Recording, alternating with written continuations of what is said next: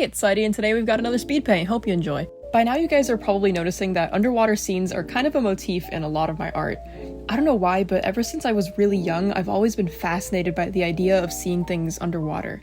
This probably has something to do with the fact that I grew up right next to the ocean, so I spent a lot of time swimming and looking for cool fish, stuff like that. I also have owned aquariums for like 90% of my life, and I think that also probably contributed to my love for underwater scenes. I think it's just amazing the idea that the laws of physics experienced by organisms underwater are completely different from what we experience above water. It seriously is a totally different world, and I think it's so beautiful getting to observe how life has adapted.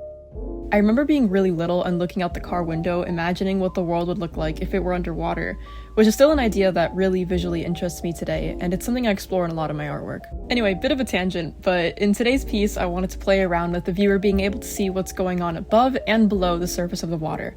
The idea was that on the surface it looks like a little koi fish is just poking his head out of the water, but the viewer can see that below the water he's actually this huge weird sea serpent thing. I wanted to make the stone statue and architecture-y thing on the right look kind of ancient, so I decided to use a very dull green instead of gray to make it seem like they're kind of slightly mossy. This also just adds some more harmony to the color palette of the piece. I really love using koi fish for scenes that rely heavily on blue-green colors because some koi have this really vibrant reddish-orange, which is sort of the complementary color. This helps the fish really stand out because there's a super high contrast and it draws in the viewer's attention immediately. As you can see, I'm using a lot of broad painterly strokes in this piece. I already use digital paintbrushes in most of my pieces, but the one I use for this drawing is very broad and flat, which makes it difficult to create detail. Now you might think, okay, so that's a bad thing, right? But I really don't think so. I think broader brushes can encourage you to be more creative in how you illustrate a scene, and think less about every exact pixel and more about the basic geometric shapes you're working with, which is absolutely an important aspect of making a strong piece. I really like this brush in the end. It was a cool change of pace from my usual, and I think I'll definitely be using it again in the future. Now I want to take a moment to talk about lighting in this piece and explain what's going on with the color choice.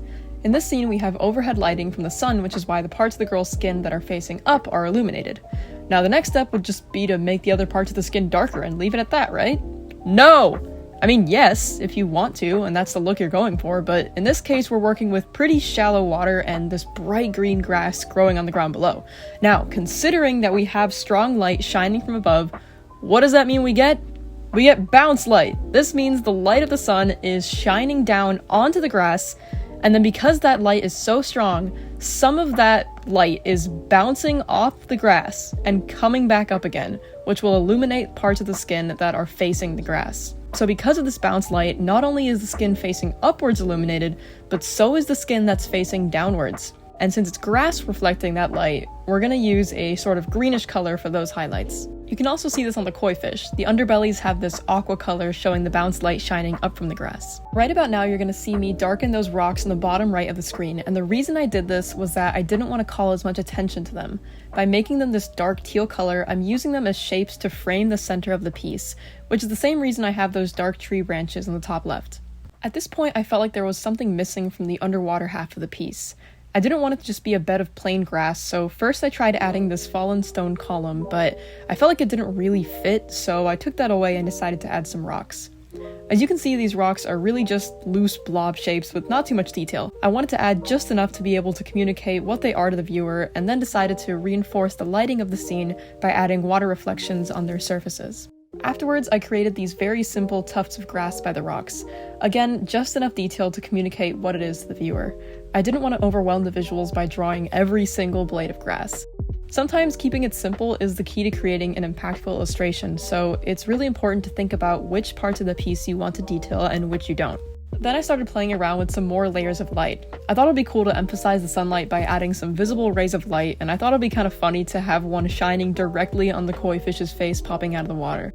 I also added some more highlights to the waterfall and made some vague grassy shapes on the left above the surface of the water. For some finishing touches, I made an extra layer on top and set it to overlay. Then on that layer, I experimented with a very low opacity green airbrush to add a little more of a glow effect to the underwater half of the drawing. After some finishing details, the piece was officially finished. I had a really fun time making this piece. Hope you enjoyed the speed paint, and I hope I see you in the next video.